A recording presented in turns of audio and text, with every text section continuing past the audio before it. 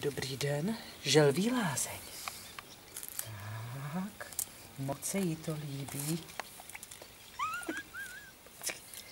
Tak, želvička.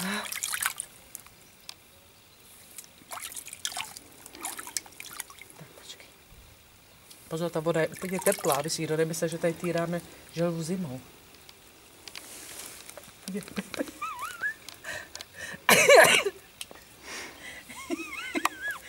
Předtím byla taková aktivnější, pojď si to takhle vybačuje tím krkem, vidíš to? Želvák udatný. Lastičko. Lastičko. Teď už je tady tak zaklopnutá, že ji nemůžu vyndat. Tady už jí spadla.